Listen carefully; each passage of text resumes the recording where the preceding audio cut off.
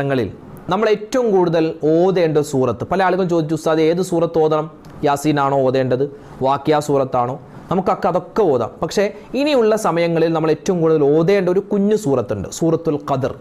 ആ സൂറത്തുൽ ഖദർ അതെങ്ങനെയാണ് ഓതേണ്ടത്, അതിൻ്റെ അർത്ഥം എന്താണ്, അത് ഓതിയാൽ കിട്ടുന്ന പ്രതിഫലം ഏകദേശം 10-ലധികം പ്രതിഫലങ്ങളാണ് ഒരുപാട് മഹത്തുക്കൾ കിതാബുകളിൽ പറഞ്ഞിട്ടുള്ളത്. ഒരുപാട് നേട്ടമുണ്ട്. നമ്മൾ ഇവിടെ ഏകദേശം ഒരു 10 എണ്ണം നമ്മൾ പറയുകയാണ്. അതല്ലാതെ ഒരുപാട് ശ്രേഷ്ഠതയുണ്ട്. സൂറത്തുൽ ഖദർ ഓരോ ദിവസവും ഓതിയാൽ കിട്ടുന്ന പ്രതിഫലം, അതുപോലെ വെള്ളിയാഴ്ച ദിവസം ഓതിയാൽ പ്രത്യേക കൂലിയുണ്ട്, സുബഹി നമസ്കാരം കഴിഞ്ഞ് ഓതിയാൽ വേറെ കൂലിയാണ്, അതുപോലെ നമ്മൾ വസ്ത്രം ധരിക്കുമ്പോൾ ഓതിയാൽ, യാത്ര പോകുമ്പോൾ, ഇങ്ങനെ ഒരുപാട് വ്യത്യസ്തമായ ശ്രേഷ്ഠതകൾ, ഫളീലത്തുകളാണ് ഈ സൂറത്തുൽ ഖദർ ഓതുന്ന ഒരു വ്യക്തിക്ക് അല്ലാഹു തആല കൊടുക്കുന്നത്.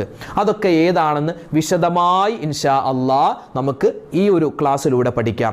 അതോടൊപ്പം തന്നെ സൂറത്തുൽ ഖദർ നമ്മൾ ഓതുമ്പോൾ തന്നെ